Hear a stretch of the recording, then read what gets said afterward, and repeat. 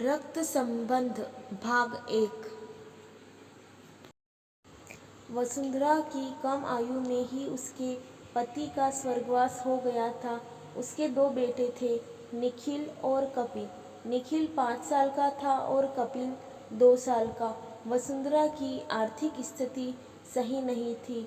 उसका थोड़ा सा खेत था जिसके कारण वह उसका घर चला रही थी और मजदूरी भी किया करती और कभी कभी समय मिलता तो लोगों के छोटे मोटे काम भी कर दिया करती, जिससे उससे पैसों की थोड़ी और मदद हो जाती। वसुंधरा का सपना था कि वह अपने दोनों बेटों को अच्छा पढ़ा कर बड़ा आदमी बनाए। उसके लिए उसने खूब मेहनत करी। एक दिन कपिल घर के आंगन में खेल रहा था।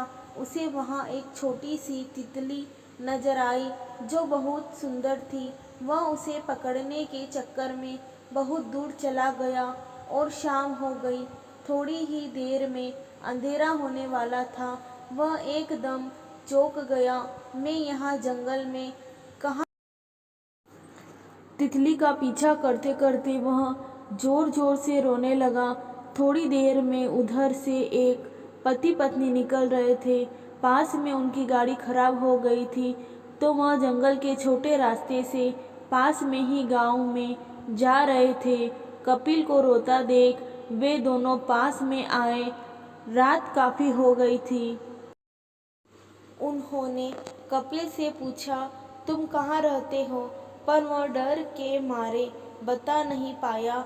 उन्होंने सोचा इसे अभी साथ ले जाते। वह दोनों कपिल को अपने साथ ले गए। इधर वसुंधरा चिंता में रो रही थी।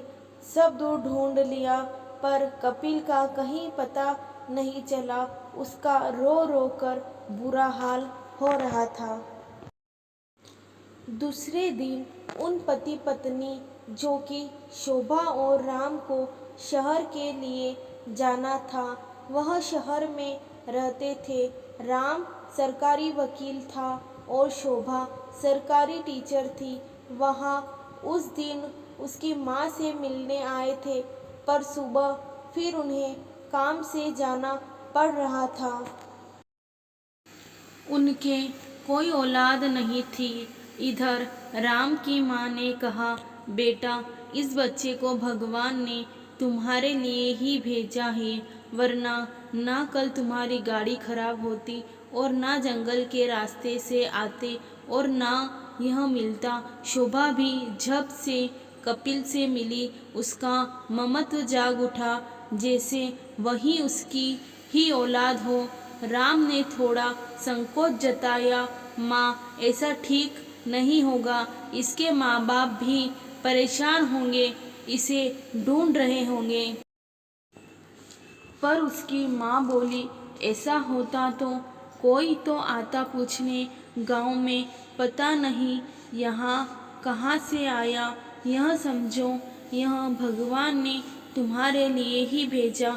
शोभा ने कपिल को गले लगाकर जोर जोर से रोने लगी। नहीं, अब मैं इसे दूर नहीं जाने दूंगी।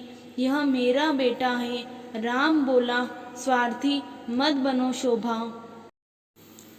पर शोभा नहीं मानी और वह उसे लेकर शहर चले गए। शहर में उनके अच्छा घर, गाड़ी और सारी सुख सुविधा थी। छोटा सा कपिल 2 दिन में ही सब भूल गया और शोभा को ही माँ समझने लगा। आखिर शोभा इतना प्यार जो करती। कपिल के आने से घर में रौनक आ गई। छोटा सा कपिल कभी इधर उधर घूमे, वहाँ उसे प्यार से राजा बुलाने लगे। धीरे धीरे समय बीता। वसुंधरा की यादें धीरे धीरे धुंधली पड़ रही थी, पर माँ अपने बेटे को कैसे भूलती। निखिल ने भी खूब पढ़ाई करी, ग्रेजुएशन कर लिया था, पर वह जॉब नहीं करना चाहता था। पढ़ाई के साथ साथ उसने खेती भी करी थी, जिसकी फसल बेचकर उसे बहुत लाभ हुआ था। कुछ सालों में ऐसा करके और ज़मीन ले ली थी। अब वह उसी खेती में मन लगाता। धीरे धीरे उनकी आर्थिक स्थिति सही हो गई। खेत के काम के लिए वह ट्रैक्टर भी ले आया था। वसुंधरा यह देखकर बहुत खुश हुई। रक्त संबंध भाग 2 देखने के लिए प्लीज़ मेरे चैनल को लाइक, शेयर एंड सब्सक्राइब कीजिए और बेल आइकन का बटन दबाना ना भूलें।